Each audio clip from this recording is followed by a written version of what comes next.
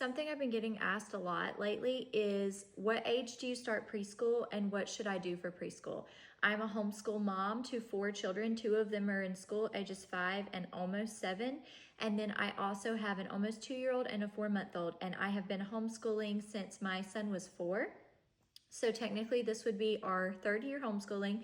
I have went through the preschool phase twice now. I'm gonna give my opinion on what I would do for preschool and what I am planning to do with my next child who will be 2 soon. Here are my biggest tips. The first thing I would do is go and sign up for a library card. Go to your local library, get you a card, and then you are going to do a ton of read alouds. This is gonna save you the money from buying a bunch of books. I would go once a week or every other week. I was allowed to check out 50 books and we would get at least 20 books a week. We would read multiple a day. I do read alouds starting when they are babies, and then at 2, you can start reading chapter books aloud to them while they're eating, while they're playing. My 1-year-old daughter now sits with my older 2 while we're doing read alouds, and she sits for so long and listens to the books. It's really important to create a love of reading. Sometimes that's something that just comes naturally, but usually it's something that you have to practice and create a love of. So get a library card, get you lots of read alouds, and read all the books. Read the informational books, read the story books, the beginner books. Do so much reading. We do at least an hour a day of reading, sometimes more. Like I read to them in the morning, I read to them during story time in the middle of the day. My husband reads to them to go to sleep. We do so much reading, and their vocabularies are so advanced for their age because of all the reading that we do. And now that they are 5 and 6, they are reading to me and they are reading to each other. And it's just the most special thing to see the love of books that I've cultivated in them blossom into that. I don't know if this one is unconventional or not, but Leapfrog Letter Factory is your best friend. Both of my children knew their letters and letter sounds at 2, and we would sing the Leapfrog Letter Factory song every single time we were in the car. There's a video on YouTube. It's not very long. You can count it as your screen time for the day. And it goes through each letter and it sings a song for the sounds. And when we would get in the car, everybody would be buckled up. They had to listen. They couldn't move. I would start singing, the A says I, the A says I, every letter makes a sound, the A says I. And we would go through the whole alphabet, and they loved that song, and it really taught them their letter sounds. At this age, 2, 3, 4 years old, you really want to be focusing more on the sounds than singing your ABCs or actually knowing the names of the letters. And so that's what we would work on, because it's setting a better foundation when you go into phonics and CVC words for already knowing your sounds. Okay, let's go by age. For, let's say, 2-year-olds. My daughter is almost 2, and at this age, learning is pretty much completely play-based. So while I am doing school with the older 2, she is just kind of hanging around, and the extent of what she does is scribble on a piece of paper, and then I have ABC flashcards.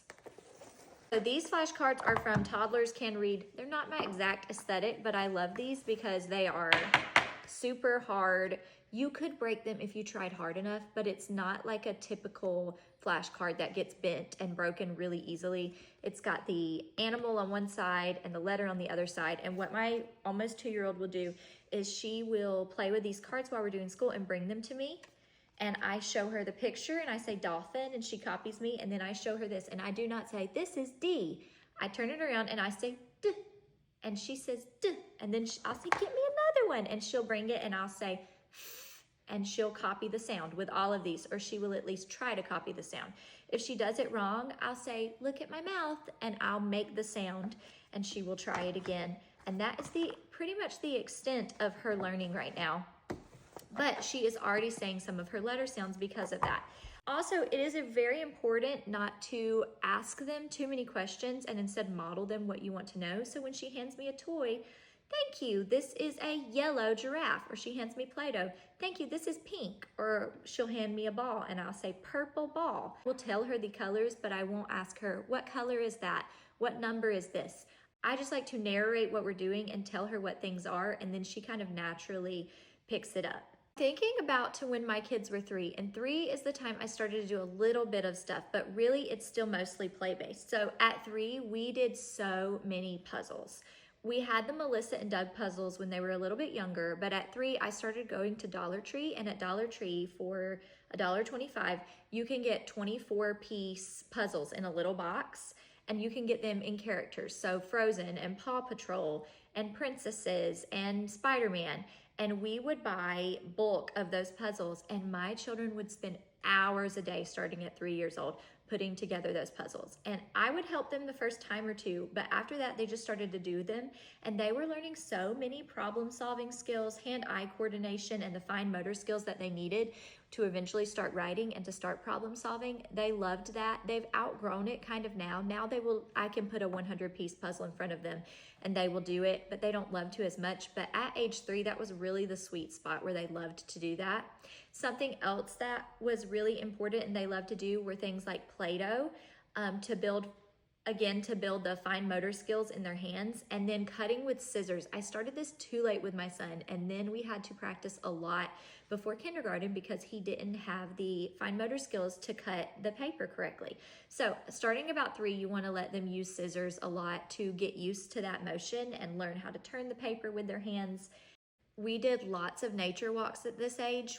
I would get an egg carton and paint the bottom different colors, and we would go out into nature and find things that match the colors to put in the little carton. They would be interested in dandelions, so I would pull up dandelion videos on YouTube, or I would get a dandelion book and we would read about it and we would do crafts. Starting at 3 or 4, I would just set out a big box of crafts and not have structured, organized crafts that had step by step and you have to do it this way, but more like just get a bunch of craft supplies and let them figure it out. It is so good for their imaginations. It is so good for them to learn how to use their hands and their creativity. It's just a really fun thing to do. 3 is the absolute earliest. If you really are looking to homeschool and your child is ready and you're wanting to do some book work so bad, I know I've done videos recently about switching away from the good and the beautiful, but their preschool program is very gentle, very easy, and slow and fun and colorful. And I did that with my daughter and we really loved it. You basically just go through the ABCs and 1, 2, 3s. It'll have an alligator and a bunch of pictures of letters, and it'll say draw a line from the alligator to all the letter A's. You'll do stuff like that. So if you want to do some book work, I would recommend that. It's a pretty cheap course. It's really fun. Going up from there though, the Logic of English program that I'm doing now, you could start it at 4.5, 5 years old without any other knowledge of letters and sounds and be perfectly fine. So I don't think bookwork is something that you have to do until kindergarten. I think you would be okay starting there. Those are my biggest tips. I think that you really can't rush it with the children. Everybody is ready at their own age. My son wasn't really ready until 5. My daughter was ready a little bit earlier. My son, I started him just a bit too early because I figured, he's counting to 20 and he knows his letter sounds and he knows his shapes. We can start. And then I quickly realized we were getting frustrated with each other because he didn't yet have the fine motor skills to hold a pencil and trace properly.